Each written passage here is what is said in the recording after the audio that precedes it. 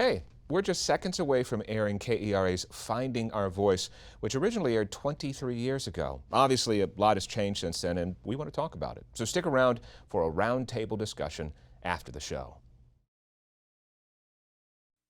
Finding Our Voice, the Dallas gay and lesbian community, is made possible with additional financial support provided by the following individuals and foundations.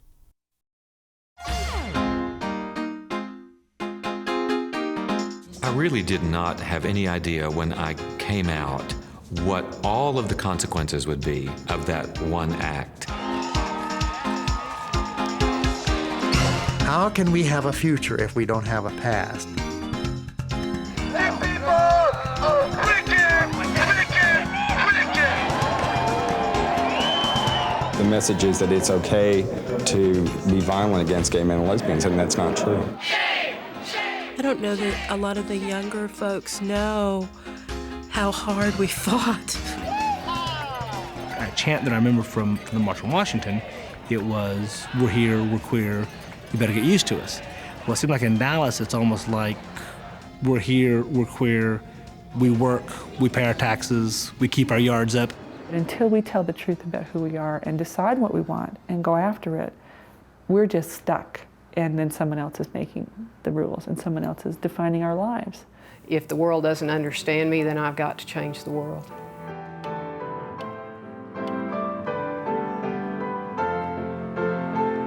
Visibility and voice and people knowing who we are is what changes societies.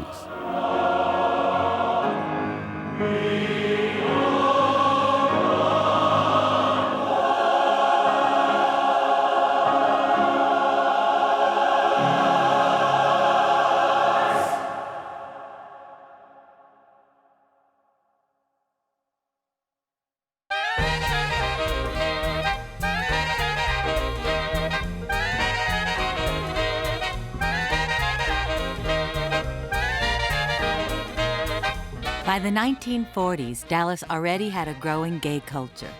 The grapevine was working overtime. Word had it there was a special boarding house in Oak Cliff called the Lavender Shingle. And how did they advertise? Word of mouth, you know. They never had a vacancy.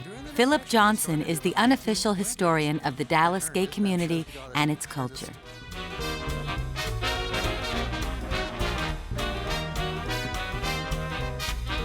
"26 floors up, topping off the Magnolia Petroleum Building, a flying red horse watched over the hustle and bustle of a boomtown.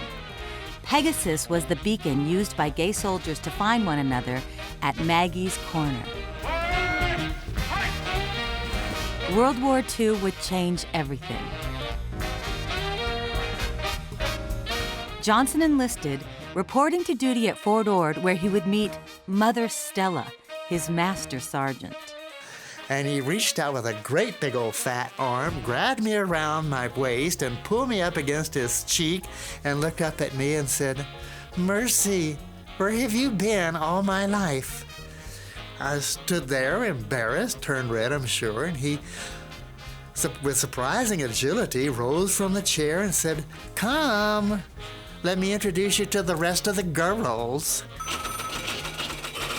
Girls, I want you to meet..." I'm going to call him Phyllis. No, I'm going to call him Sweet Phyllis.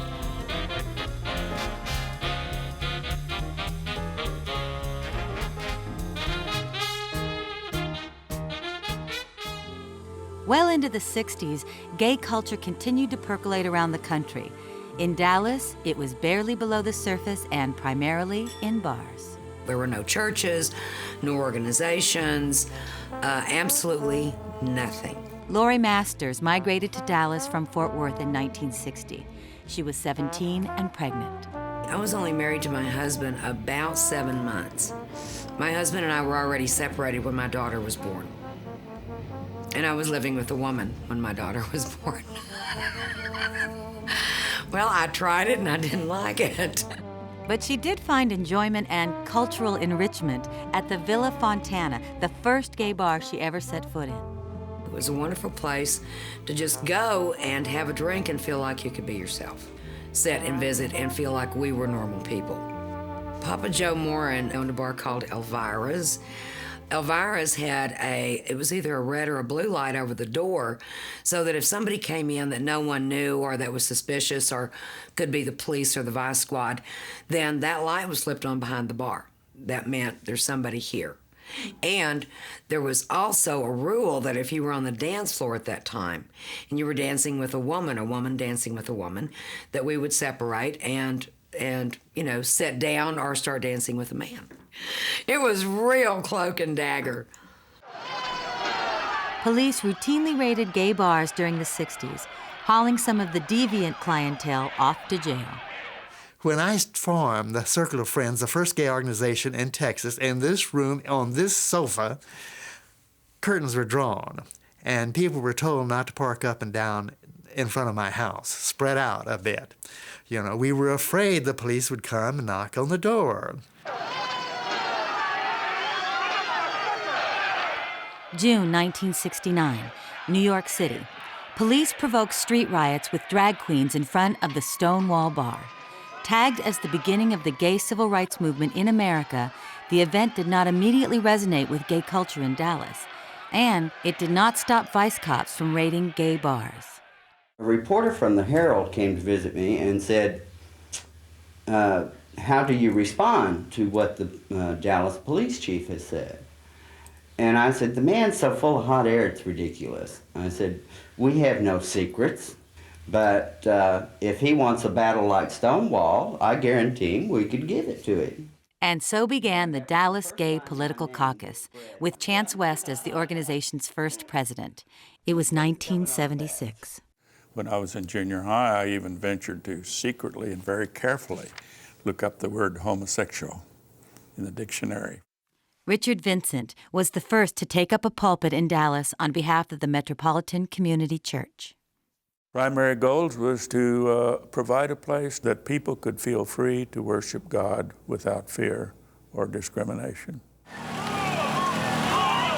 Vincent also helped organize the city's first gay pride parade in 1972.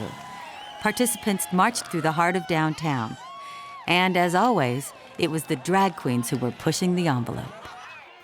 There was great apprehension. People were predicting that somebody was going to get killed, it was going to be a carnage, that they shouldn't be doing this, all sorts of things. The 70s blossomed with gaiety, the momentum coming from political organization and organized religion, drag queens who took to the streets, and dykes on bikes. I did have a Harley, yes. I had a Harley chopper. I was a little bit of an exhibitionist back then. That's a nice word for it.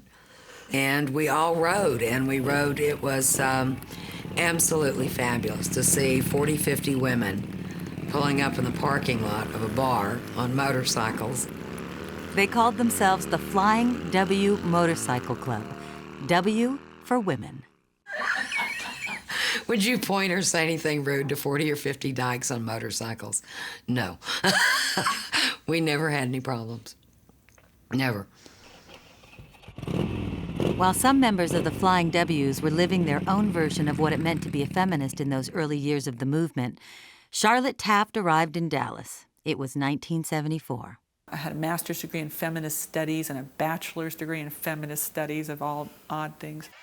She also became the director of one of Dallas's first and eventually most high-profile abortion clinics. In the historical legal sense, all of the legal cases that were filed about gay rights were almost all founded on Roe versus Wade, on the concept of the right to privacy, which was a 1973 Supreme Court decision. While she was completely outspoken and committed as an abortion rights activist, Charlotte Taft was not publicly identified as a lesbian. Eventually, she would be outed on television. I realized that coming out, even though I was actually announced on a television show that was widely seen over Texas, still coming out is an experience that you get to do over and over and over. And the piece that I was interested in was not in any way holding myself hostage by my fear of what someone else would think or what someone else would do. That was really, really important to me, claiming my integrity. Coming out is one of those strange terms that means something different to everyone. I never felt a need to have a press conference or issue a written statement. I just started dating men and just went on with my life. I was coming from a life as a married, heterosexual father of 2 Baptist minister of music. And I came to Dallas as a single gay man, leaving children and ex-wife behind, and certainly leaving the Baptist church behind. And talk about a paradigm shift. All of my values, everything that I had felt in my heart to be the truth, no longer was my truth.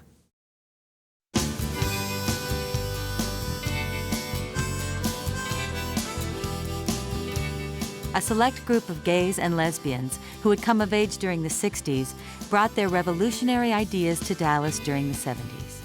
We were all very committed. We all had kind of, been forged by the civil rights movement. My partner and I met there in 1971 when we were both members of the Gay Liberation Front at the University of Colorado. When Louise Young and her partner Vivian Armstrong came to Dallas, Young was a PhD without a job. She had just been fired from a university teaching job in Oklahoma because she was a lesbian. I think that made quite an impression on me that I had to continue my activism. I felt like, well, if the world doesn't understand me, then I've got to change the world. When I came back to Dallas in 1976, there were a few bars, there was the MCC, but there was no formal structure or really a thing that we know today, as we know today as a gay community. The grandson of a Dallas preacher, Don Baker enlisted in the Navy and there began to question whether he was a homosexual. My understanding of homosexual people was just the mental image I had that I got from what I heard from the pulpit in church about how bad they were. I had this awakening or this almost like a born-again experience, and I was really looking for a place to live out that kind of new commitment. By the time Baker hooked up with Louise Young and Vivian Armstrong, they were primed to advance gay rights. We arrived in Dallas in the fall of '76 and still wanted to be activists, and we're just kind of looking for a home, as the song goes, and happened one night in Women's Bar to see a poster, a very nice poster, that announced a meeting of the Dallas Gay Political Caucus. The first item of business for Baker and Young and Steve Wilkins was to introduce the gay community to a straight-laced Dallas. Glory, glory, hallelujah. Glory, glory, hallelujah. Their efforts gained momentum from an unexpected source. And Anita Bryant kind of catapulted us into this sense of mission. The singer had successfully spearheaded a campaign in Miami to overturn a gay rights ordinance. Because I have a peace and a joy in my heart knowing that I did what was right. And I believe that the great majority of people across America are in agreement, that they've had enough, that we do not want to take away human rights, but that we do not believe in special privileges to take away the constitutional rights of the normal majority.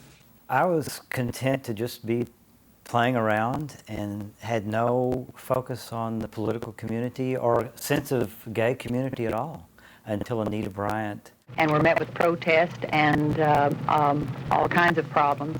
And every... Security agent? Security agent. No, let him stay. No. Let him stay. Well, at least it's a fruit pie. Let's pray for him right now. Anita, let's pray. Anita, why don't you pray? All right. Father, we want to thank you. This is getting to be a problem for Anita Bryant. Since her campaign for the repeal of a homosexual rights ordinance in Miami, there are gay power demonstrations everywhere she goes. In June of '77, gays and lesbians from all over Texas converged on Houston, where she was singing at American Bar Association convention. And so we marched through the streets of downtown Houston. It was just an incredible event. It was electricity. We believe in conversation rather than confrontation. This is the Dallas approach. You know, well, to me, if you go to the mayor's office, you go doing business, you go in a suit. One of the major milestones was when Steve Wilkins took the leadership, and he could articulate our issues very clearly, and he kind of very professionally and very systematically was able to present our cause to the community as a whole. I don't know that he realized the enormity of his contribution. We got much further in the mayor's office dressed in suits because we were there to do business. In 1977, a court ruling in Washington state prompted then Dallas School Superintendent Dr. Nolan Estes to declare that any teacher identified as homosexual would be fired. Nolan Estes said there were no gay school teachers. Oh, yeah, he That's certainly how he did. started off. Then he made a comment about if there were, they would be fired. But right. It's his understanding there weren't any, of course, obviously. Amazing, huh? Nolan, when asked how would he do it, he said, oh, I'll just let the students and the parents will know if someone is gay and they'll tell me, which was pretty terrifying to many of us because it would have been like an inquisition like Dallas has never seen. It was crazy. Myself, I was a school teacher and I took it personally. His name is Mark, and because of a secret he keeps from the elementary school children he teaches, he asks that his identity be withheld. The secret he keeps from his students and colleagues alike is a sensitive one. He is a homosexual. Can you give me a conservative estimate of how many gays are on faculties at area schools? There are perhaps around 500 teachers in the Dallas Independent School District whose sexual orientation is homosexual. Don Baker's public declaration as a homosexual teacher raised the ante. The tension grew. Steve Wilkins arranged a meeting with two friendly school board members. Afraid that he might lose his job, Baker hid inside a closet. And we talked for 5 or 10 minutes with his talking through the door, and finally he said, I'm not doing this anymore. And I came barging through and I said, here at Earhart, I'm a homosexual school teacher. He said, I'm not hiding behind this door any longer. It was a dramatic scene. Closet doors all over Dallas were beginning to crack open for all sorts of reasons. There was a lot of unrest in the gay bars. People were being hauled in to police headquarters out of the gay bars, so there was a lot of emotion. The gay community was already organizing and was already teaching gays and lesbians in Dallas how to become involved in electoral politics, which I knew nothing about at all. I met Louise Young around that same time because she was very involved in Democratic politics.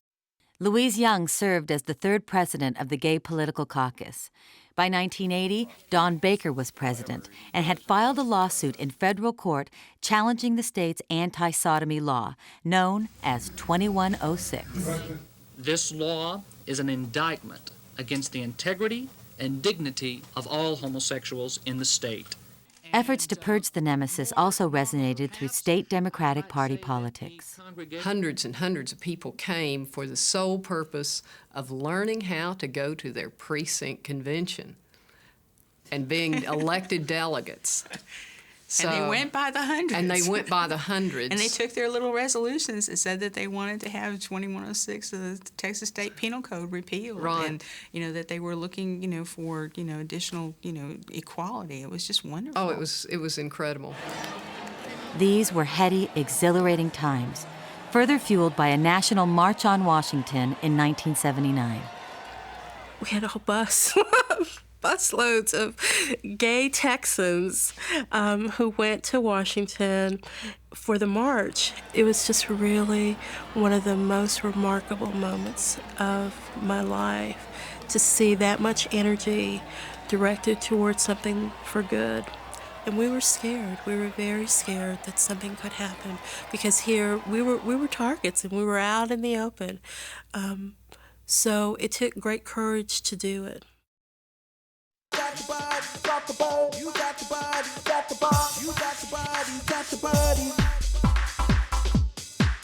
Dallas gays were high energy and felt it was high time to party and to revive Pegasus as a beacon for gay life.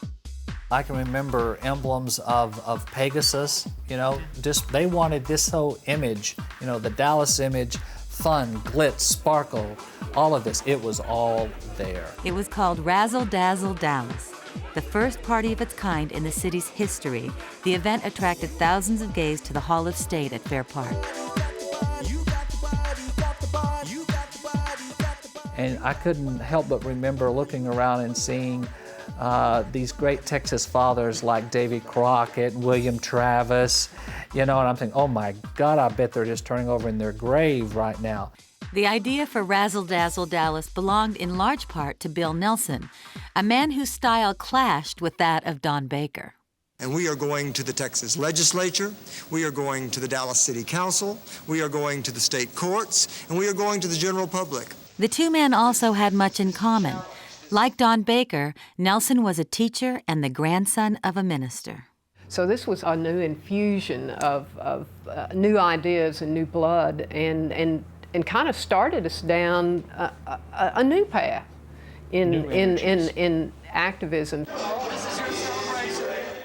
The champagne flowed tonight at a bar on Cedar Springs, a celebration of the second step in a victory 37-year-old Don Baker has won for all gay men and women in Texas. A federal judge would usher in a gust of fresh air, outlawing the law that made outlaws of gay Texans. As history would have it, the euphoria was short-lived.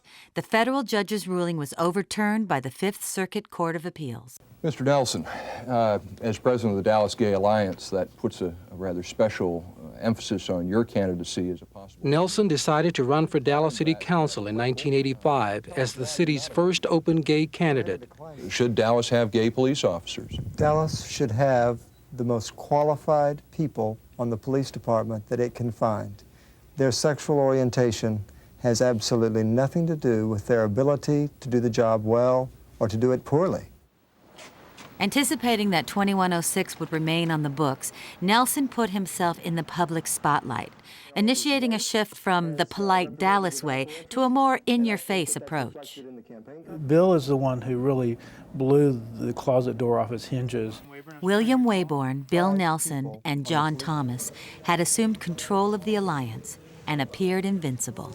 I think a lot of it has to do with William Wayburn's savviness at marketing, PR, and working with the media or media manipulation, depending on your point of view.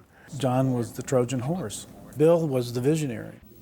Wayborn and Nelson opened an antique store called Crossroads Market at the corner of Cedar Springs and Throckmorton. It became the anchor for a strip of shopping and partying that offered a totally gay environment. But not everyone felt welcome at the party. Women were not allowed in the popular gay dance bars if they were wearing sandals or open-toed shoes. They just turned you away at the door, but it was just BS. It was just a rule to keep us out of bars.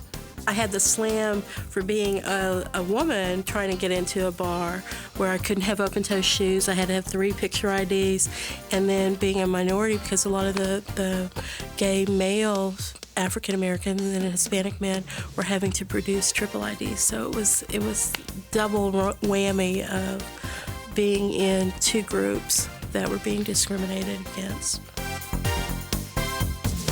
And when the board of the Dallas Gay Political Caucus voted in the early 80s to change its name, the word lesbian was left out. I mean, it's still the source of a lot of pain, even though you've kind of put it behind you. You still think, wow, when push came to shove and a vote came down, we lost the vote because we were in the minority. And I mean, that's in a microcosm how gays and lesbians are in America today. It wasn't long before John Thomas, William Wayborn, Bill Nelson, and other white gay men found out what it was like to be marginalized. One evening, we were a bunch of the guys from the board of directors. I say guys because at that time I was the only female on the board of directors of the Dallas Gay Alliance, and so we were having a social activity, a dinner or something, and we were sitting around talking, and someone said, "Oh, have you heard about this thing? There's some gay men that are sick in San Francisco and some in New York, and there's even one case in Houston." And what someone said was, "Oh, yeah, I think they had heard about it, but it would never get to Dallas." And when John Thomas died recently, he was the last man in that room that was still alive. So out of that group of 18 people, I'm the only person still alive. The AIDS crisis has taken every one of them.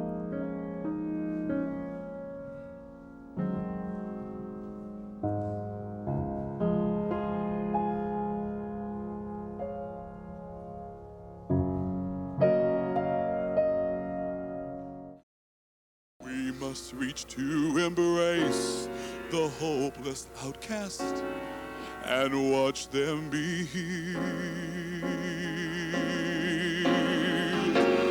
We must reach out. It's not enough to pray at night. There was a month when, shortly after I came here in 1987, there was a month when we had 18 funerals. And that was in a church that was only averaging about 280 or 300 in attendance at that time. Forced to confront death, gays and lesbians took their anger to the streets in ways never before seen in Dallas. There will be a lot more figures to go in the City Hall Plaza. In fact, at the rate we're going, we won't have enough room to put all of them here. That business about mosquitoes passing AIDS, that is pure University of Florida. If you're in the boat, you don't rock the boat. It's when you're out of the boat that you rock it, and that's what we did. We literally rocked the boat. You came here to listen. Why don't you listen for a minute? And it took some middle-class white gay boys who were used to having medical care and access at a reasonable amount of time to be backlogged in clinics and pharmacies to say this isn't right. Under my arms, right here, huh? Mm-hmm. Yeah, it's just a swollen nose. John Thomas and others were frustrated because the county hospital had a waiting list for AIDS patients. And the doctor says, well, we have something for you, but unfortunately, because of our formulary practice, you're on a waiting list until someone dies. Well, most people would go crazy over that, and so did we. In May, a state district judge ordered Parkland to give AZT to everyone who needs it. Yes, Robert? Yeah, this is Nish from the clinic calling. Yes, we're getting everybody off of the AZT waiting list. Are you ready to start?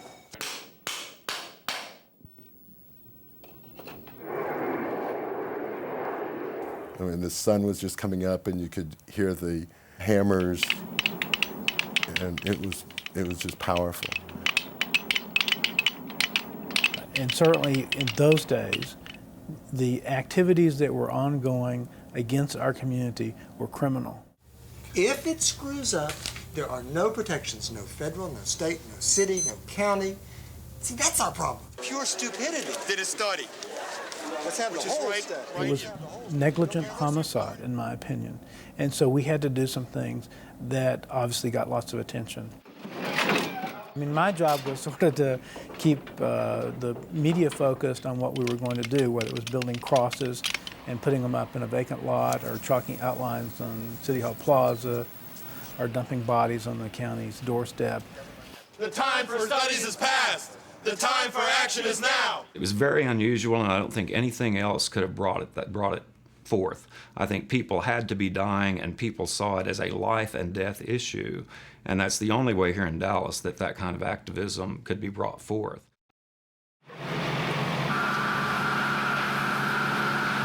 We don't have a lot of money to rebuild with, and consequently, this is going to set us back. But you know, if they burned us out thinking that it would get rid of us, they're sadly mistaken, and it's very unfortunate that there are people like that in our society. Bigotry was believed to have caused the fire that gutted the Gay Alliance offices. Instead, it was set by a gay man intent on covering up a burglary. Still, out of the ashes came a newfound compassion, and perhaps even a sense of renewal. The community center burning was, you know, a real tragedy to us, but, you know, like a phoenix rising out of the ashes. It was a godsend. I picked up the phone and called William Wayburn. We went to lunch, and I said, the DGLA, the DGA, needs space. It needs a building. And we have a building we need to sell. Soon the church, long the heart of the gay community, was transformed into a community center by the Gay Alliance. It felt like a partnership. It felt like we were the sort of spiritual social service arm of that organization, at least for a time, and they were the political arm of our organization. And it was really one community, I think, working very hard together. Okay. One of the very first of its kind, the Alliance established a clinic that made available medications and treatments to AIDS patients not yet approved by the FDA, such as pentamidine mist. And there was a food bank. We need your money. It's all for the food pantry. 100% of this money goes to the food pantry. 100% to the food pantry. That's what we want your change. We went from being a gay rights movement to being a movement about keeping our friends alive. And that was very hard, very hard.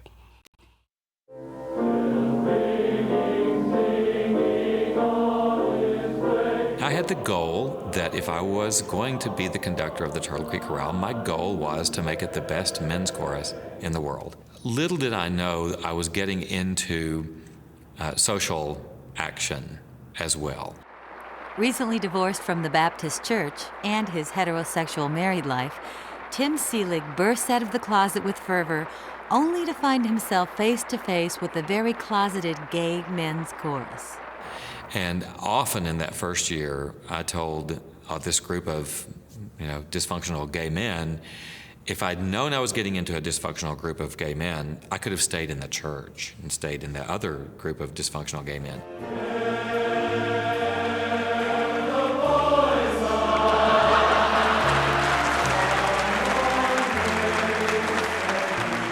As they emerged from the closet, the chorale grew stronger and more visible in the face of death. This chorus has lost many singers, but we haven't lost any of their spirits. And somehow we keep going. There never seemed to be enough tears to express such grief over the loss of so many. By 1992, tens of thousands of people from across the country gathered to remember their loved ones. A mammoth quilt told the story.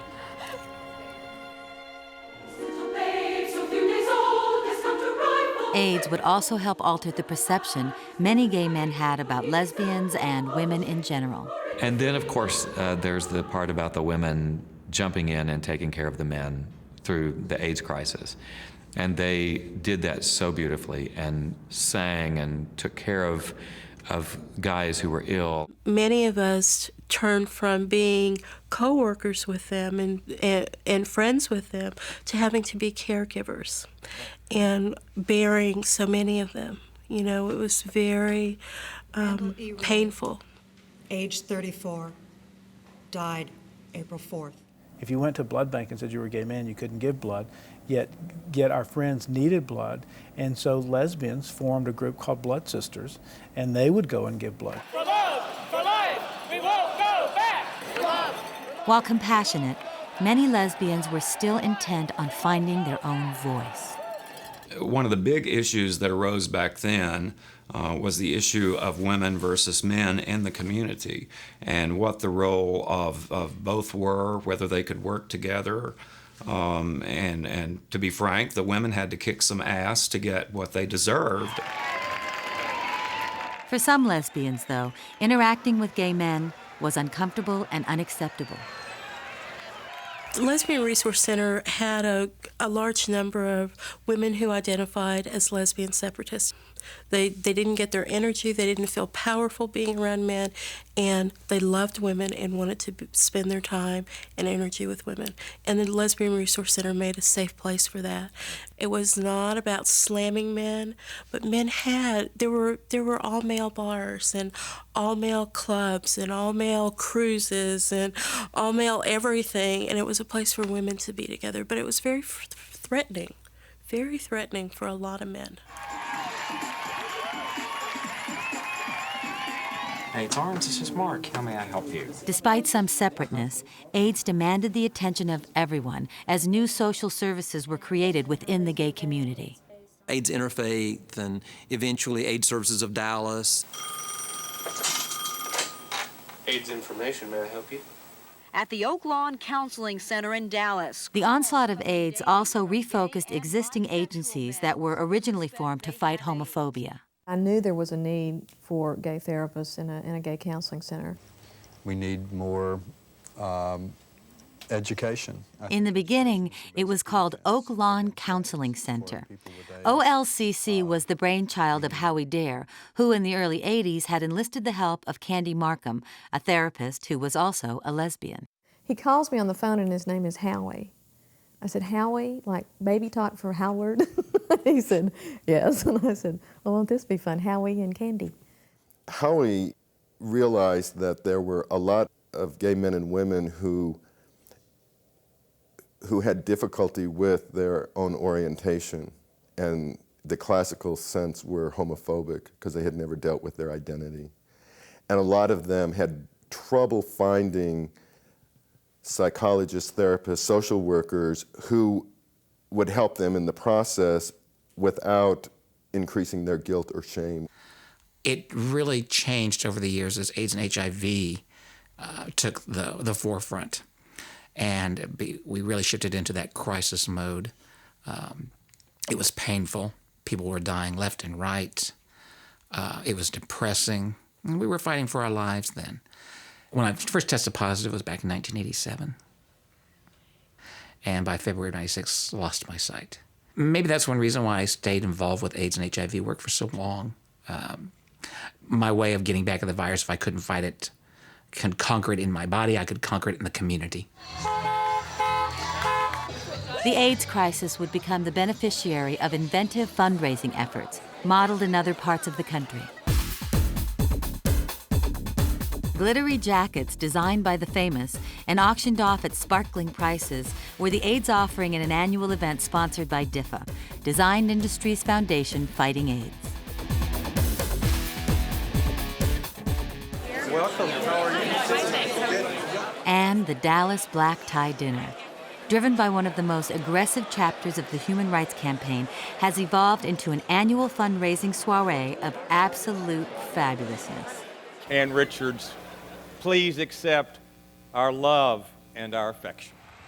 Proceeds from the Black Tie benefit AIDS service providers as well as the Turtle Creek Chorale and the Women's Chorus of Dallas, both influenced by John Thomas.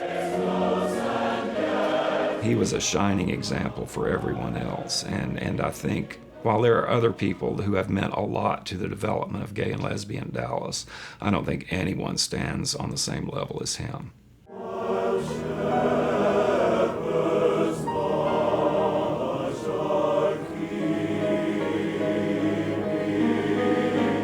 I met John within months of my arrival here, and he said, "You're really green. We need to go to lunch." And I was like, "I'm not all that green, but okay, lunch is good." So we went to lunch, and we would go to lunch periodically, and then he said, "We need to go to lunch every week." And we went every Wednesday for 9 years. John Thomas will always be a David who taught us to throw stones and slay the giant of injustice. And so, to break the other part of the ground of this bell wall, will you welcome Mr. John Thomas? As one of his final gestures, John Thomas agreed to help lead the capital campaign for a new and larger cathedral. So we went and asked John Thomas first. He was the top man on the list, and it was clearly the person that we wanted to do this. And so we went to him, and he said, "Well, you know, so you're going to need a woman. If I did this, who would you hope would be the woman?" And we said, "Well, we would hope it would be Lori Masters." And he said, "Well, if Lori will do it, then I will."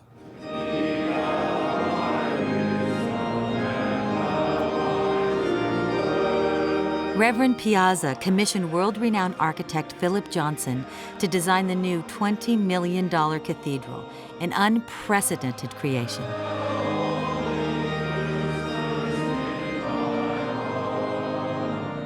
Jesus took the cup. Piazza understands, the world understands human emotions, and he knows why he's building this cathedral.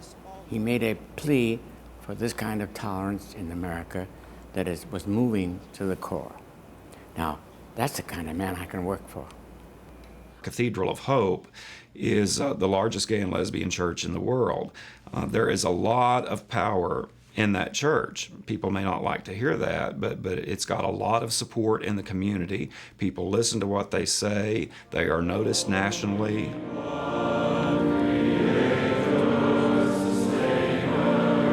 We shall sustain you forever.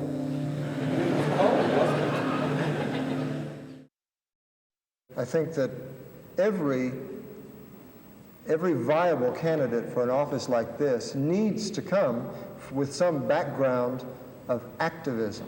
In the last half of the 80s, Bill Nelson's 2 unsuccessful bids for a Dallas City Council seat as an openly gay candidate inspired a new outness in local politics.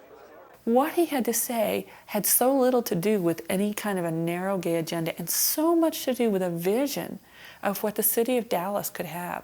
I was absolutely blown away. I was really amazed myself because I had somehow thought, oh, well, you know, he's coming as a gay candidate, but he wasn't. Bill mainstreamed us. Bill's the one who got us involved in the neighborhood associations.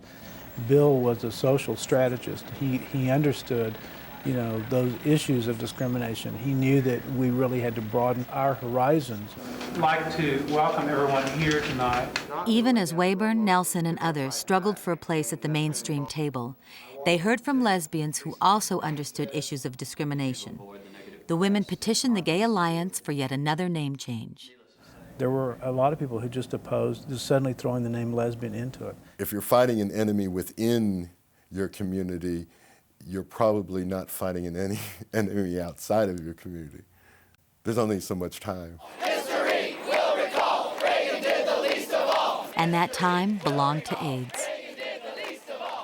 Dallas Gay and Lesbian Alliance can help you. Finally, though, the Gay Alliance changed its name. Mr. Cox? Hi, I'm Craig McDaniel, Mr. Cox. And finally, an openly gay candidate was elected to the city council. And Craig McDaniel and his partner, Ron Ruggles. I wasn't a gay person running for office. I was a neighborhood leader and somebody interested in, with the right experience running for office who was gay. Today, Dallas has sworn in the most diverse city council it has ever elected.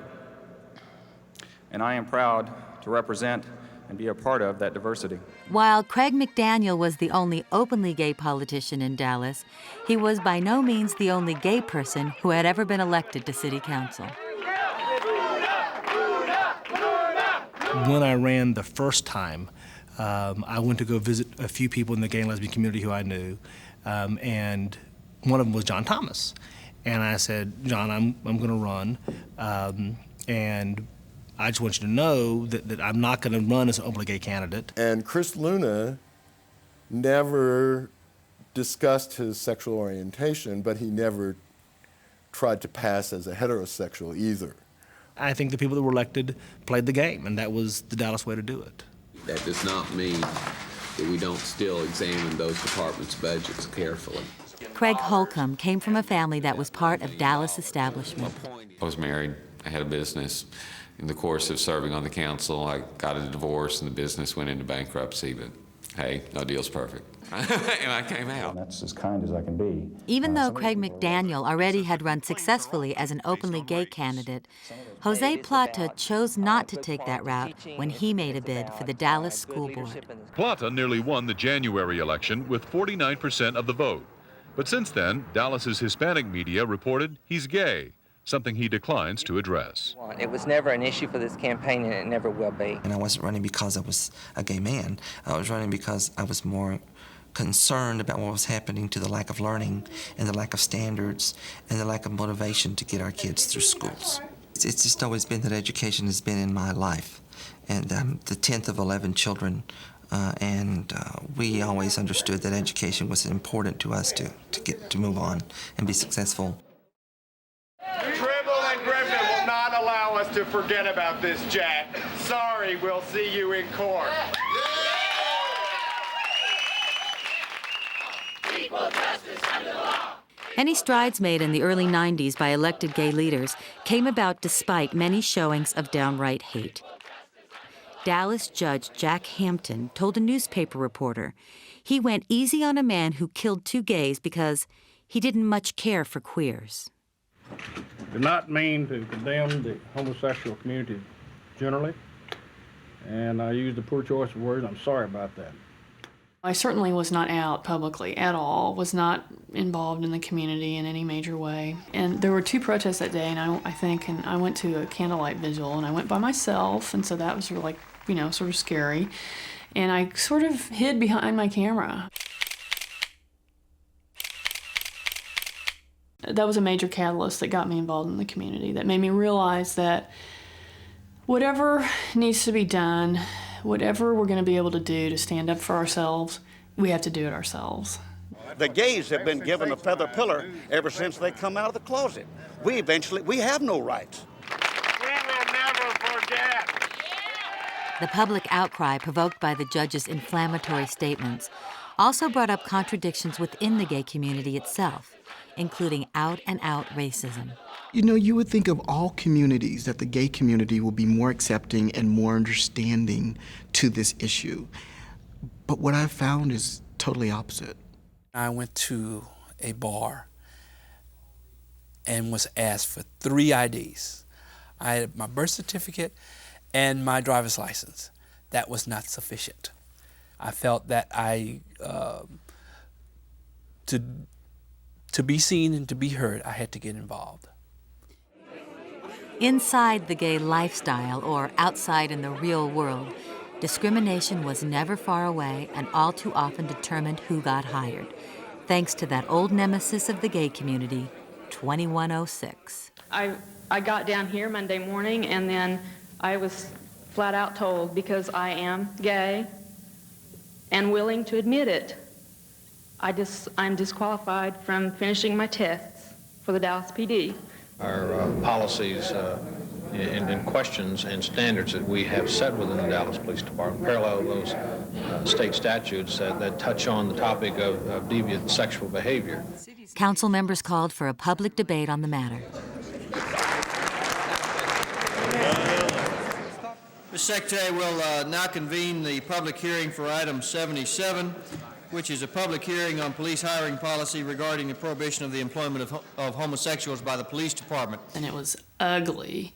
And there were people at City Hall that were wearing buttons, people from the extreme radical right, and it had the buttons, round buttons that said homo with a big red line drawn through them.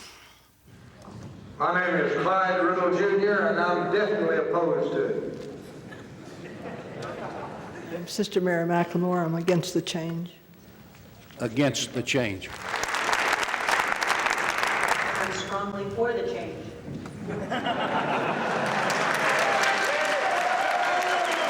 The city paid Mike England $40,000 in an out-of-court settlement to make the issue go away.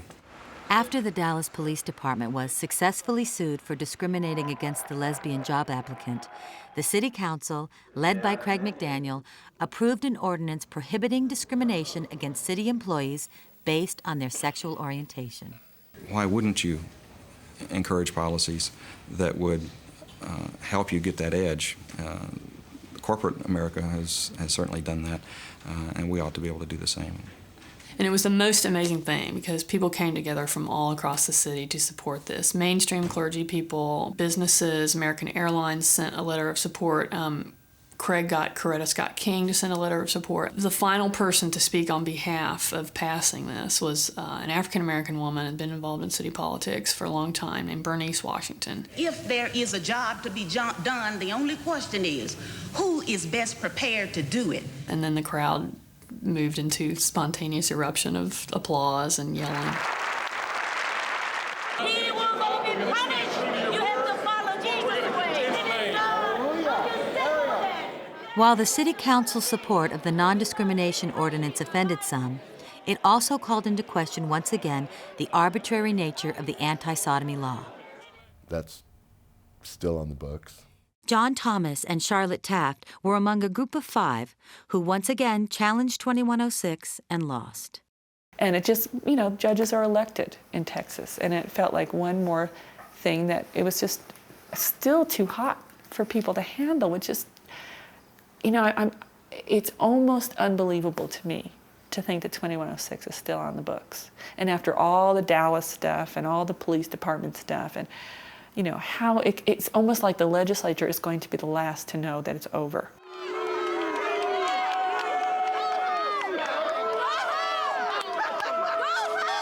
"2106 and religious fervor are often used to fuel anti-gay forces.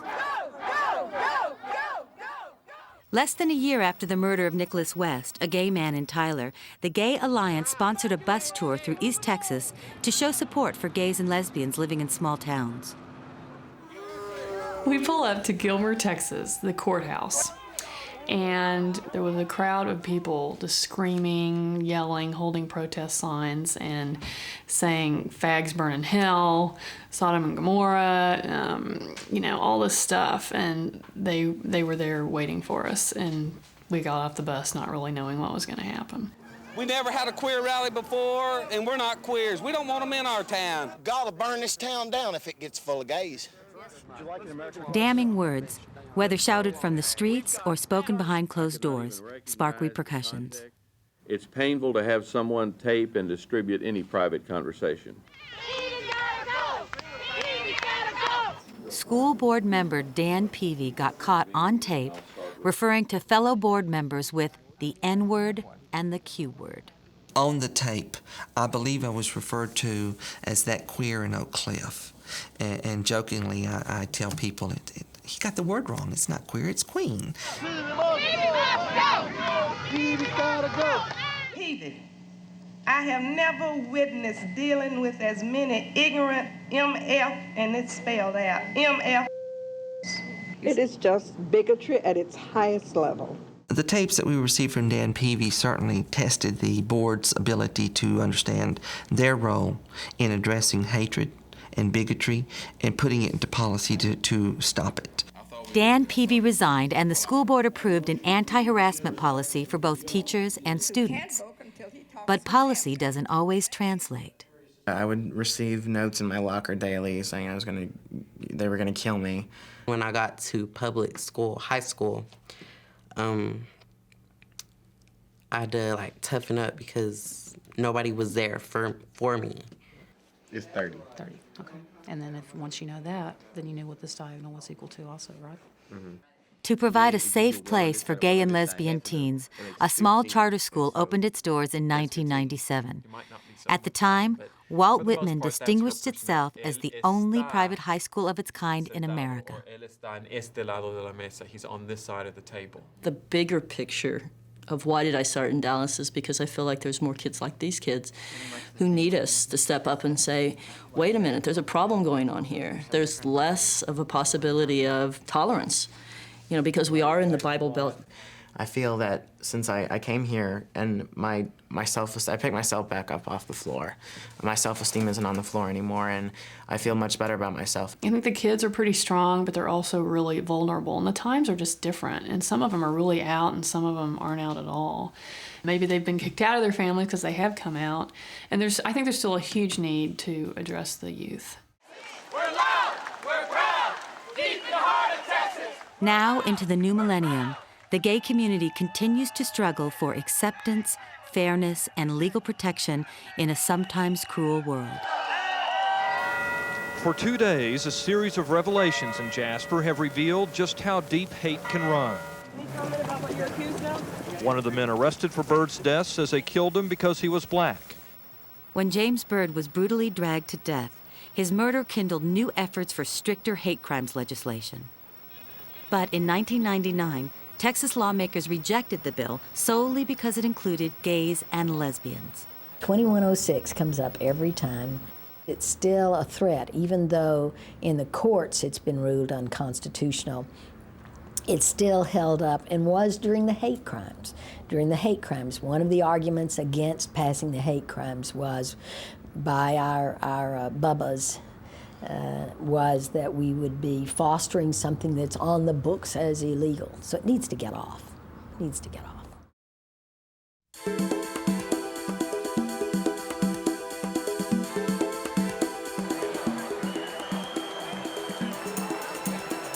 I think that's what almost everybody wants to do, is to make the world better for those who come after them, and certainly I hope that I have done that.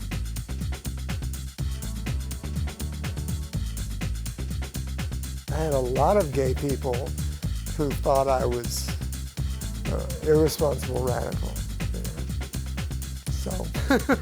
So many people who grew up in the gay rights movement were mentored by Bill Nelson and Terry Thibodeau and John Thomas and people of that like. I'm a glass half full person and an optimistic realist. And so I felt we had done a good job. The time for action is now. Something went right. Different people came together at certain times and places and were able to produce results. We've all arrived at this spot in our lives by different avenues, but we're here now. So why not focus that energy and that talent and be inclusive of all and go forward? Am I a trailblazer? I don't know. I'm only doing what I think is right. But we can have a big responsibility in that powerful sense, not like the duty kind of responsibility, but the kind of responsibility that is what gets you up in the morning.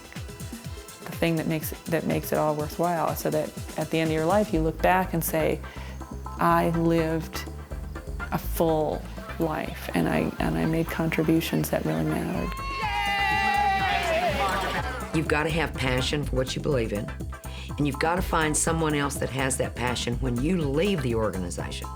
You know, I think the community owes me a gold watch. I've got 30 years in this. And I am ready to retire. Hello, I'm Justin Martin, and that was Finding Our Voice, which was produced by KERA in 2000.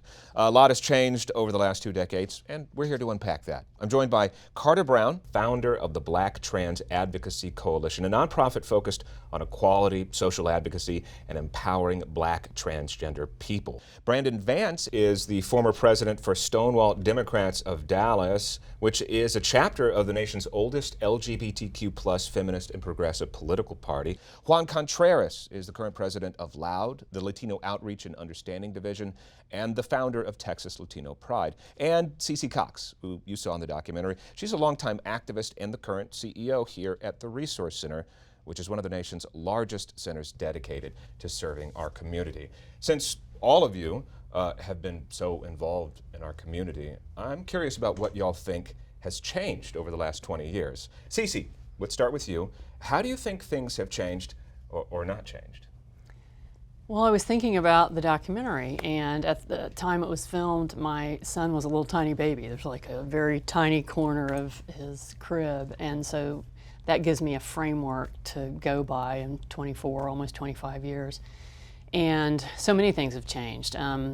Just on a personal level, I was not of the first generation of out queer people to have children by any means, while we also identified as queer, but I was early. So there were role models for me, fortunately, because that made all the difference. But at the same time, it was early, and so there weren't a lot of people to look to. And now there's so many more families that are having kids, same-sex couples, families that are having kids, and so many more schools where the children are enrolled and they've got queer parents. And so I'm glad that that pathway is easier for a lot of people. It's not that it's a bumpless path, but it's much smoother than it used to be. Brandon, you've been involved in the political arena, and now you work for a nonprofit focused on education, which is quite the perspective. What are your thoughts about the last 2 decades? I would say it's really interesting. There's so many folks that are willing to live in their truth. They are willing to run for office as, an openly queer candidate. You have elected officials who've been serving, who are coming out. You have organizations that are helping those candidates, really stepping in the gap, fundraising and providing campaign support. So I see on the political side 2 fronts. One, you have more folks that are saying, I'm going to jump in this race and I'm going to be my whole authentic self, like my state representative, Vinton Jones. And then you have the fights that we're still fighting on the political side. You know, we had a lot of wins over the last 20 plus years. And then all of a sudden it's like a full stop and a reversal from some parts of the country, specifically going on the attack on members of our community, of the queer community. And it's just that reminder, as folks say, you know, the battle never ends, the fight never ends. We need more folks getting out saying, you know, this is who I am and this is where I stand, to help us fight. And we need allies to continue to voice their displeasure with what's going on with their vote and with their voice. So Carter, your organization is dedicated to helping Black trans men, which sort of puts you at the intersection of racism and transphobia. How have you experienced the last 20 years? Yeah, so the last 20 years, when I was able to review the documentary, that's the first thing I noticed, that wow, I'm here in this conversation now and I wasn't represented in the documentary. So that says volumes about how things have progressed in the Dallas area, specifically for the trans community. Visibility and awareness would be the number one thing, with the exception of, you know, local people and even youth being able to identify with their gender identity. Then we also have, you know, political representation, celebrity representation for trans people. So, you know, it's the visibility and awareness has been magnified hugely. And I'd also say we've have a lot more community organizations readily available to support trans people, to include trans people, and that's something that was not there when I began my transition a little over 20 years ago. The scene was very different. The protocol at that time was when you transition, then if you could, it would be ideal if you could just change your name, move to another state, get another job, and just kind of erase your past and start a whole new life. Because it would just be so challenging to live as a transgender person. And with my transition, largely that's what I did in a lot of ways. But just with the progress and you know, the work that we do as an organization, I have been able to contribute to the change and contribute to the visibility that we now see in creating community organizations and safe spaces that we now see available for trans people. We had a large part in that here in the Dallas area. Juan, with Loud and Texas Latino Pride, you've been on the front line for a while. What are your thoughts? Well, I'm honored to be surrounded by, you know, Cece that was on the video, and I watched it as well. I've seen a lot of changes from then till now, right? I think I'm probably the oldest one here. But I think, you know, some of the things that I saw, you know, being involved with these organizations is that there's still representation needed. And I do see the progress. Obviously, with what Carter stated, I do see that progress. But there's still a lot more work to do, I think so. But I think as long as we all collaborate, unite, I think we'll accomplish it. So we heard a lot about Texas Penal Code 2106 in the documentary. That's the state law outlawing homosexual acts. To this day, the law is still on the books. Cece, can you provide some insight on why that is? And if it's been on the books for this long, why is it so important for our community to act now? Well, 2106 was declared unconstitutional. It is an unenforceable law. It was overturned by the United States Supreme Court in 2003 in Lawrence v. Texas. However, in Texas, it is still on the written books, 2106 Penal Code, because of animus. The legislature has refused to remove it from the books. Every legislative session, someone introduces a bill to take 2106 off the books because it has been used, even after being ruled unconstitutional, to cause discrimination, to enact discrimination against members of our community. There was a number of years ago, 2 men were arrested in El Paso because they were kissing in a taco joint. So it's animus.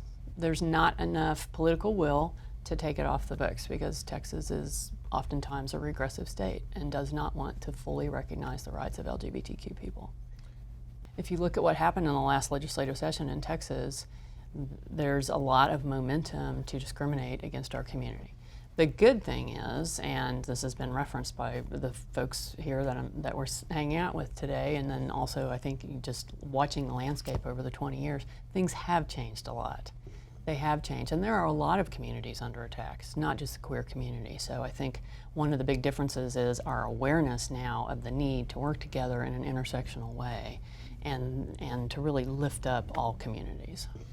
I'll definitely provide a little more context on that as well. As I shared, my state representative, Vinton Jones, is an out member of the state legislature, and he led the charge this session, to try and overturn this law.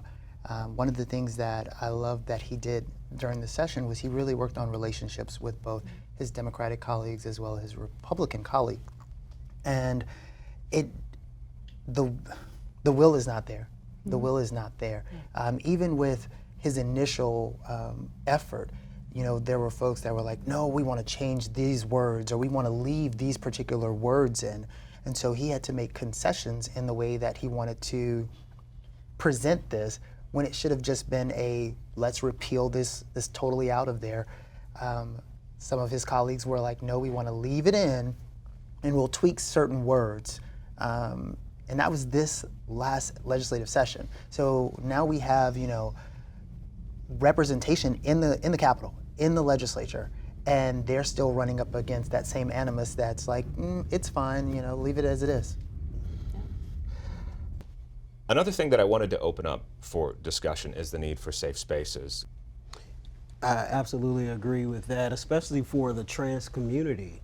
The idea or the concept of safe spaces has really evolved over the past 20 years. It's gone from just having a physical space that you can go to and feel safe and have people that you have things in common with, to now it's more of an expanded awareness where they have safe spaces in the workplace, they have safe spaces in schools, maybe even some public events. Digital, just due to advances in, technological advances and just the attitudes and understandings of general society being more open to the diversity of identities has changed the definition of safe spaces. However, for trans people specifically, you speak of a target on our back, and they're gunning for us, the kids, and everyone else. So it really is a challenge for trans people to have a safe space, even in light of all the various avenues and opportunities that there are to find somewhere where you will feel safe and that you can grow as a youth and participate in childhood things. Unfortunately, they cannot. So it's really a challenge for trans people at this time to really find a safe space for themselves and for the children among, just common society. Again, we're talking about places where it can be adaptable in the workplace or in the schoolhouse or, public events. However, unfortunately, trans people are often it's negotiated if they're even allowed in those spaces, if not totally denied. Following that, working in education, as you shared earlier, I recently, just this year, discovered at one of our schools that we had a trans female student, and I try to be, as loudly and proudly as who I am, so that those students, you see representation, but they also know that I'm a safe person. But this student and I never engaged. I would see her and I'd say hi and she'd be like, okay, and keep walking. And so one day I pulled her to the side and I was just like, I am somebody that you want on your side. I am a part of the community. Like, I am someone that's gonna advocate for you, that's gonna make sure you're included in all the events and have every opportunity like every other student. I said, so the least you can do is say, hi, Mr. Vance, when you see me. And she said, okay, I get it. And so from then on, now she sees me in the school. She's like, hey, Mr. Vance, you're here today? Like, you're visiting with us? I'm like, yes. And we have a great relationship now. And I think the world of her because she's living in her truth in high school. That's something I could not have imagined 20 years ago. Yeah. A high school student, walking around happy and free to be who she is. I used to pretend I had a girlfriend in high school. So Yeah. So many stories. I think at this point we have to create them ourselves, right? We're obviously not safe in public spaces, so we create our own spaces, and we call them safe spaces, like Resource Center, Texas Latino Pride. And to me, it's like we create these spaces for our communities so they can feel safe. If they don't feel safe outside, then we create these spaces so they can feel safe inside. It's unfortunate, right? But just the landscape, and I think we're like back in that landscape again, where we don't feel safe out in public. Carter, given the alarming violence against the Black transgender community, it's clear that safe spaces are more important than ever. Can you speak to the power and importance of these spaces in providing refuge and community? Absolutely. Our organization, or should I say, our organization was founded on creating a safe space. Basically, I didn't have a safe space. I didn't have community or connection to community just by default, because as I stated at the time I transitioned, there was no, then you connect to your community and you find all these other trans people. That wasn't the option or the journey as it had been laid out. And so, with me looking for a safe space, I went to Facebook or, digital world and just created a group, looking for other Black transgender men. And that is where I found a safe space. I was able to go to other transgender people like myself and talk about my journey or talk about challenges I'm having, or even someone to celebrate the joys of transitioning with that could understand. But now, the safe spaces, as simple as that, just having a digital place you can go, even those are being negotiated because, people are infiltrating these groups. People are infiltrating our events that we have. We're now back to, we'll give you the address, once you register or closer to the event, because we have to keep each other safe. And then when you have public officials and authority figures enforcing the hate through law and policies and, the denial of health care, threatening parents, to threatening parents if they're going to have control over their kids' gender affirming services or not, it feels like no one's safe. And then especially when we talk about Dallas itself, Texas is ranks number one for the most transgender killings in the U.S. So it's very much a challenge to find safe spaces, on a daily basis. Who can I turn to, or where can I go if something happens because I'm trans? Cece, this resource center is basically one large safe space. Can you talk about the difference that it's made for people?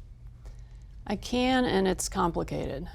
I think many, many, many queer people are walking around, and even if you have a safe physical space to go to, psychically, it's kind of like, well, what's going to happen when I go into that space? I mean, we were visiting earlier that 9 days after a resource center opened in the new community center where we're sitting now, and that was in 2016, the Pulse nightclub shooting happened in Florida. And that was, bars have been an incredibly important part of our community, a place where we gather to find one another historically. And it was invaded and attacked, and people were murdered. So it creates a shakiness among all of us, and then all the reasons Carter said and all the incidents mentioned have just stacked up year after year. So I think psychically it's very hard to feel safe. What Resource Center strives to do is have an environment where people do want to gather and that they do feel safe.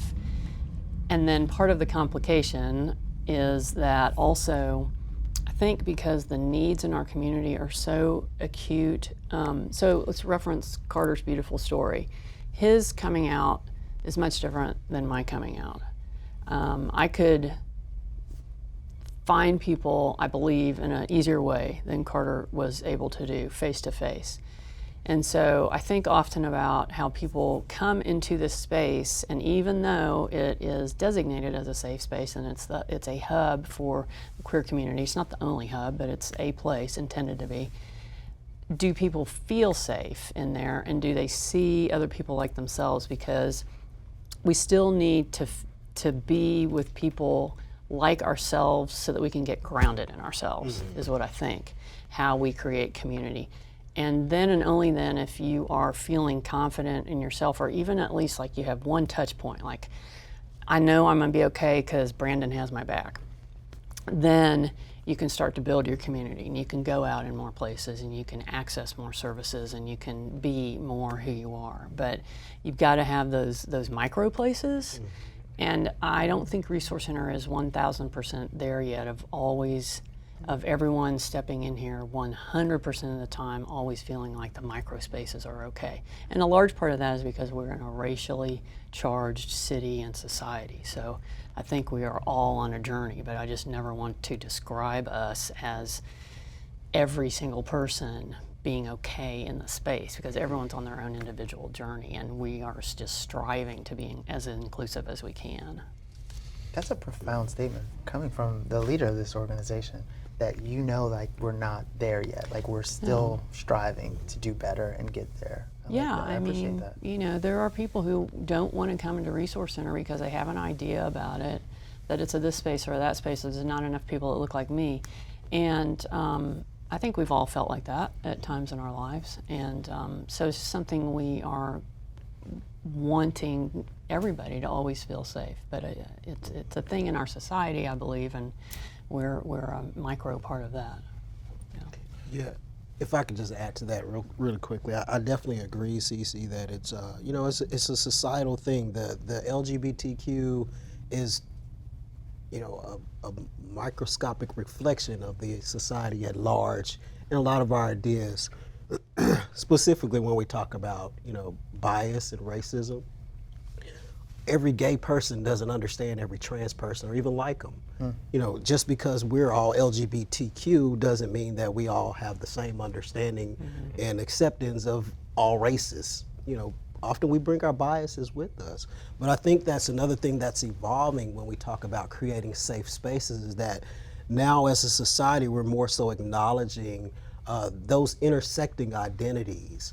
And to find a safe space means that you can show up with all those intersecting identities and have them all acknowledged and all respected, whether that be disabilities or race or gender identity, sexual orientation, etc.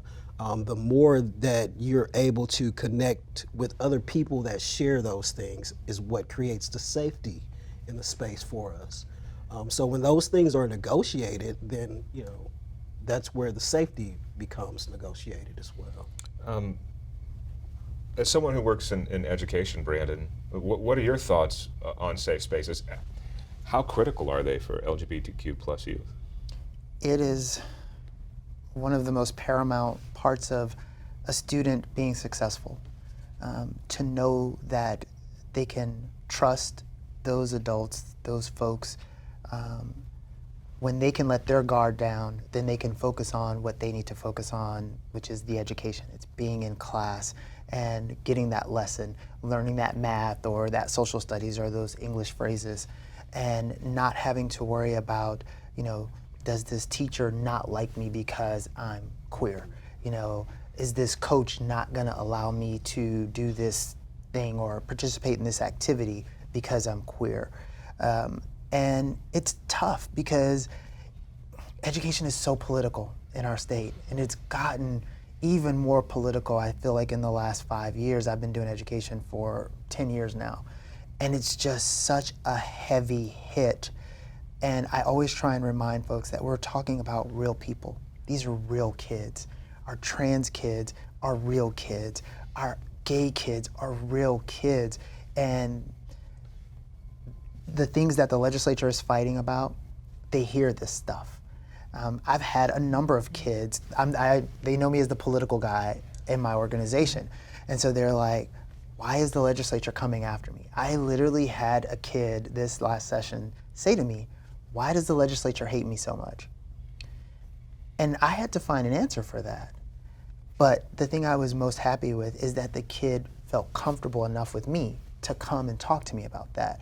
And I think it goes back to what Carter said, is sometimes it's the people. It may not be a physical location. It may be a person that is the safe space. And I think as those of us that have been around for a little bit, a little more seasoned, I think we embrace that. I think we all have folks that we know that trust us, that are willing to come to us and talk and share. I'll share that even in this journey, I'm still learning things. I just this year had to ask, a friend who's trans, like, why do they say it's, life or death care? Like, I didn't know the answer to that. But I had someone that I felt safe enough that I could go and ask that question to, and she explained it to me. And so that then I could go be a better advocate for my students and for the community at large when I go talk to the legislature. And so it's ugly, and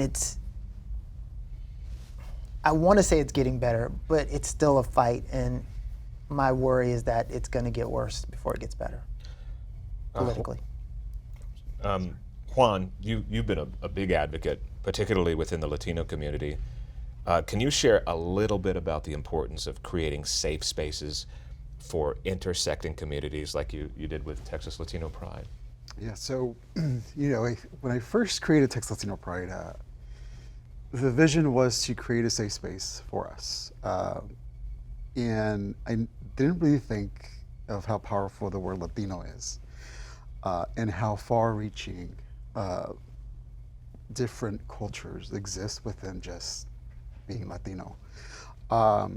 It was interesting to go into a space, finding out that although I'm Mexican, there's a whole wide variety, and I think I was just self-centered into, okay, it's largely Mexican here in Dallas, but in reality, there's Cubans, there's Venezuelans, there's Colombians, and for a moment I was like, wow, I don't know how to reach everyone, and I'm still learning. And like what Brandon said about a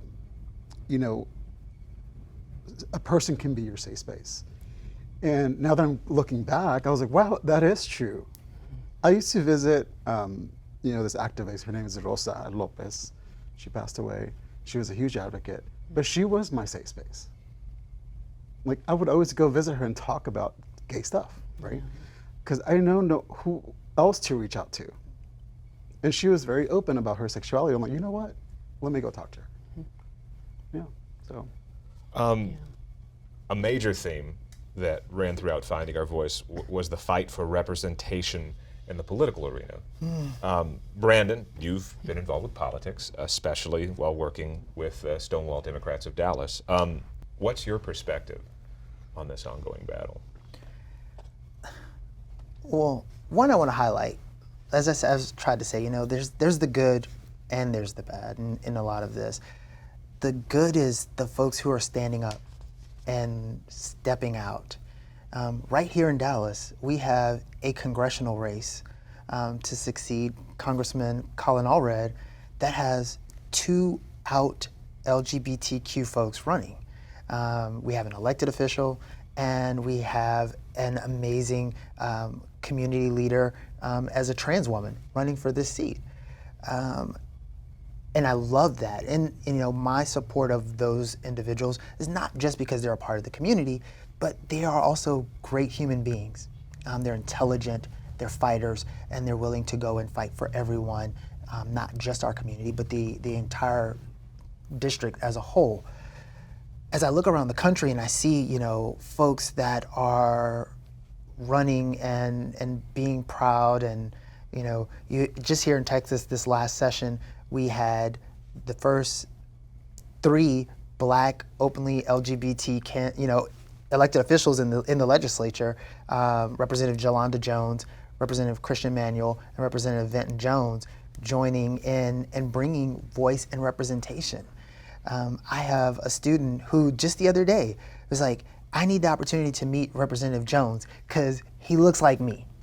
And I said, okay, I can make that happen. Like, I can do that. So I always think about, you know, those little kids, those kids that are trying to figure out who they are. What do they see above them? You know, do they see someone that inspires them? Do they see someone that can make them dream big and reach for the stars? And that's why we need folks in all these different spaces that are a part of our community. You know, we need the judges, we need the state representatives, we need the members of Congress, we need the city council members and the mayors, you know, to not only be welcoming, but we need our community folks to step up and step out and win some of these seats to really convince little kids to say, I can do that. That person did it, I can do it as well.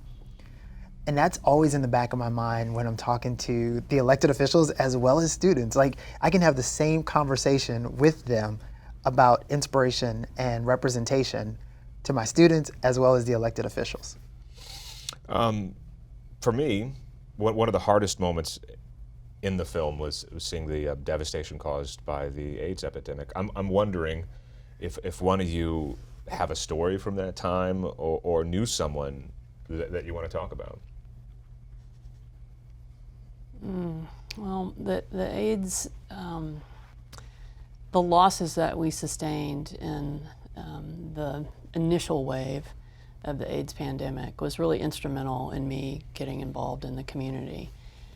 Because what I saw was a combination of devastation, complete refusal by the government, medical institutions, community at large to care for other American citizens, and simultaneously a depth of love and outreach and connection from the queer community, of which I was a very new out person when I became aware of the pandemic, all happening at the same time.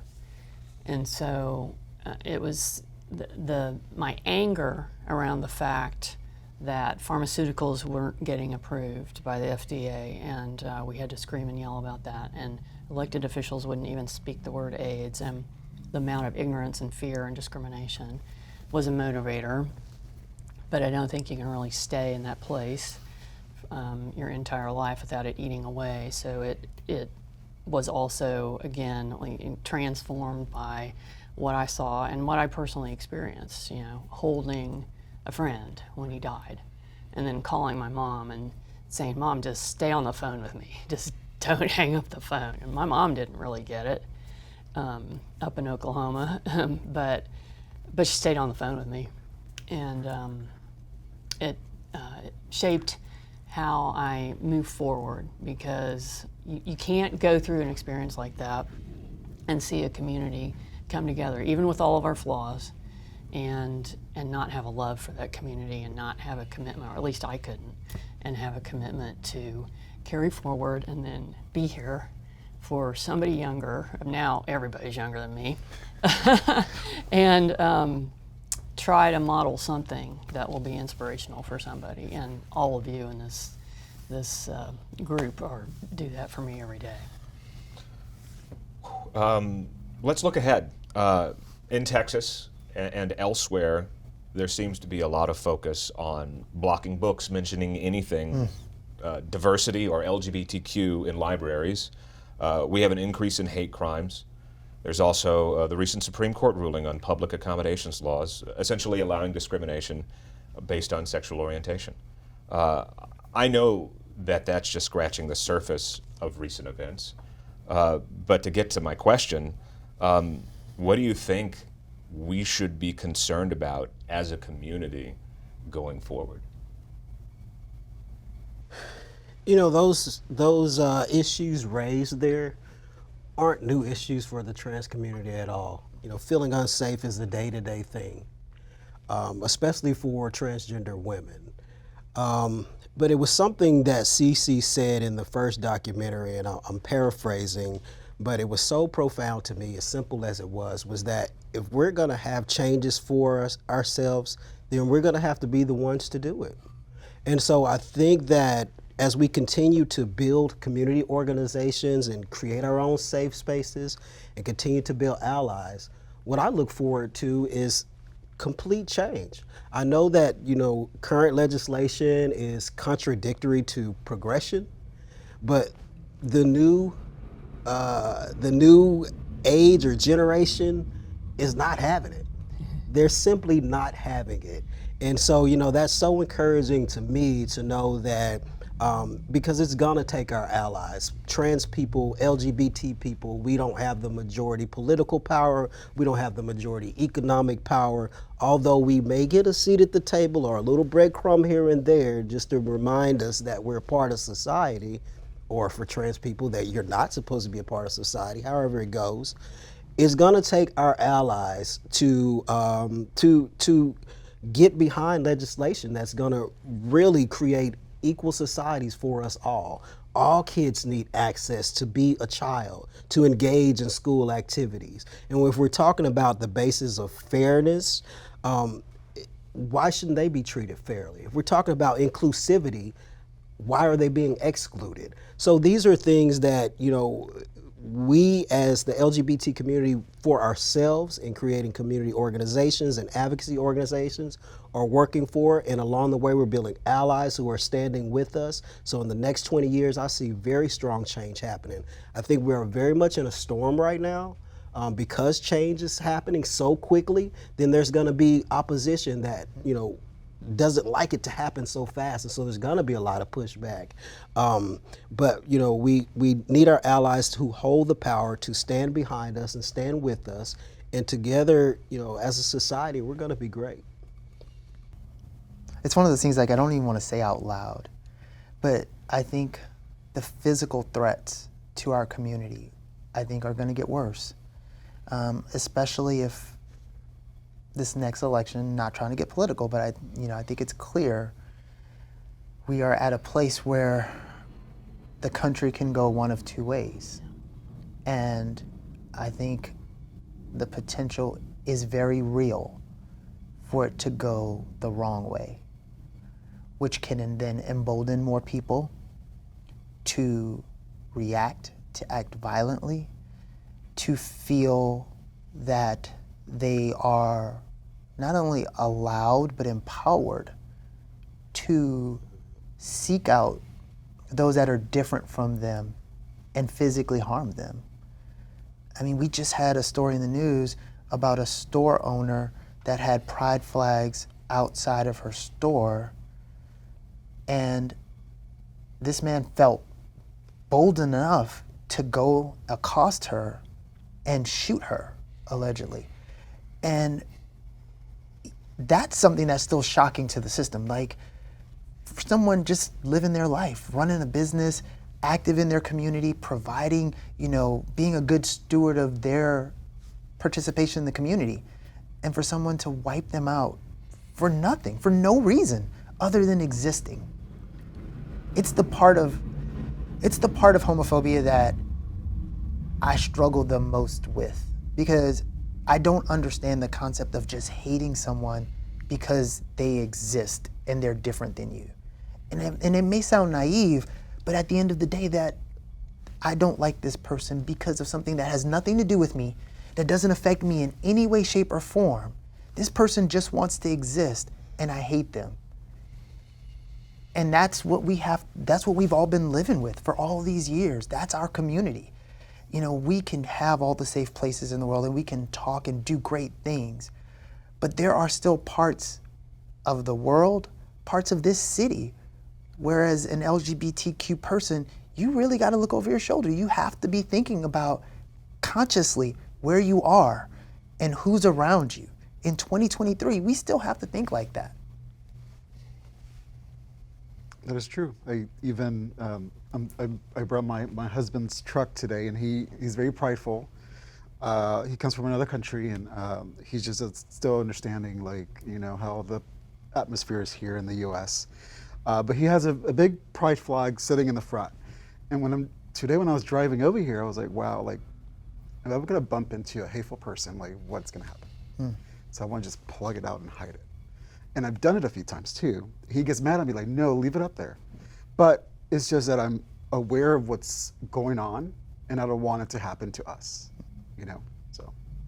And the feeling that you get when you have to do that, when you put it away. You understand, like, you want to protect yourself physically, but it's hiding your identity is also something that it hurts. Like going back into the closet? Yeah. Yeah. And the things that are happening with the laws across the country that are pulling books out of schools and not teaching actual American history, which is being called something else, but it's talking about racism, it's talking about our actual history. So we're dumbing down our own citizens, and to the point of, or at least to riff off of what Brandon was saying, I mean, I feel like democracy is eroding faster than we can get ourselves out of it. And that's part of it, because if we don't understand our history and we're not able to teach government and the things we need to know to be active, engaged citizens, then we're going to get what we deserve, which I feel like is where we're headed. You know, these were scripted questions, and I'm just wondering if there's something that I missed. Like, do you think there's something else that it would be important to talk about involving our community? I had something that, you know, watching the documentary and seeing CC on it and other folks speaking there. And what was interesting, and I think she also talked about it as an experience, is how it mentioned that when the gay community was being impacted by AIDS and they were dying, the lesbian community was there to provide support. Although they were being basically pushed away because, you know, they weren't really accepted by the gay community, right? So I just want to see Cece's point of view. Like, how does she see that progressing from then till now, as far as like being more accepting to the lesbian community? I still think that there's a really important need for queer women to have space that's comfortable for them. I think because we grow up in a patriarchal society, it still, even in our own community, favors men or people who identify as male. But with the coming together of communities, and I moved to Dallas in 1984, and I had just graduated college, so I was in my very early 20s. And for me, then I didn't have a comparator to other cities about how the men and the women engage with one another. But as I have grown and aged, or you know, as time has gone by, and as I've gone to other cities, I see, but mostly I hear, like people say over and over and over, that the Dallas community among men and women is much more cohesive than other cities.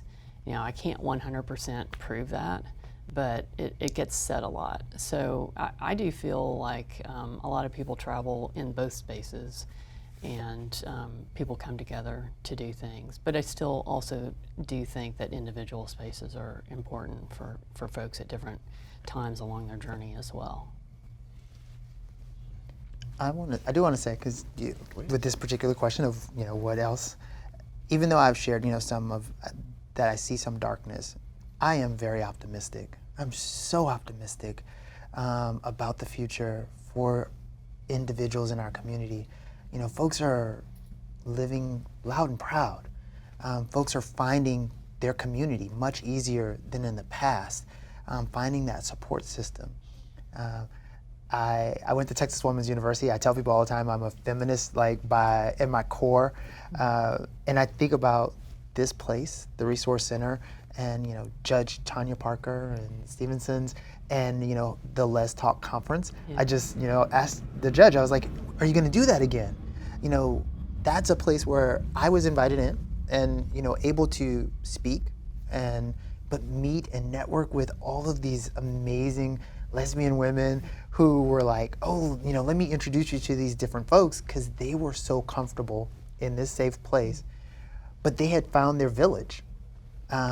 You know, as I, again, look at the youth and those kids, and, you know, I'm picturing the particular student I talked about earlier at graduation next year, and I know she's gonna be in a dress and she's gonna have her hair down and she is gonna walk that stage as her most authentic self. I look at the legislature and I see, like, yes, we have fight, but we're building more allies. Even in the legislative session that we just had, Vinton was able to get some things through the Texas House, which is Republican controlled, that he had to have Republican support for, that were direct impacts to our community, positive impacts to our community. And he was able to move those pieces, make those connections, and push some people like, this is real, this affects everyone. And yes, it does affect the LGBT community as well. And they came along. So I am optimistic. I think there's a lot of good that's still gonna happen. We all gotta be ready for the fight. Yeah, you know, there was, if I could add one more thing, there was something amazing that happened. So my wife and I were in Austin for the hearings for, at the time, it was House Bill 1686, which became Senate Bill 14, which is will cease affirming care for transgender youth when it goes into effect, assuming an injunction doesn't stop it. But the bill passed. It is going to become law September 1st. So the hearing rooms where people were testifying were packed, and they were stacked with infiltrators who came in from out of state and gave quack science and bad testimony. But there were hundreds, if not thousands, of people there that day who filled the adjacent atrium outside, and they chanted and they sang and they carried signs, and they were queer as queer could be. And they were way younger than I am, and it was the best thing ever, because, like, okay, people are going to carry this banner, and we're visible, and there were a lot of allies, and that is definitely happening, and it's what it's going to take. And it was super inspirational, because in the hearing room it was the muck, but then you had joy and resistance. Yeah. Just to think about this legislative session, I mean, the attacks on our trans community, on the drag community, yeah, and to think that during this session, in the outside courtyard, there was a drag performance. Like, they were like, we are coming here, you're gonna see us, we are not going anywhere, you can attack us all you want, but we're gonna come to the Hall of Justice for Texas, and we're gonna perform, and you're gonna see what we actually do. That is mind-blowing. I'd like to thank our guest for taking part in this really important discussion. If you'd like to see the full conversation, head to video.kera.org. There, you'll find our catalog of KERA programming available to stream. For KERA, I'm Justin Martin.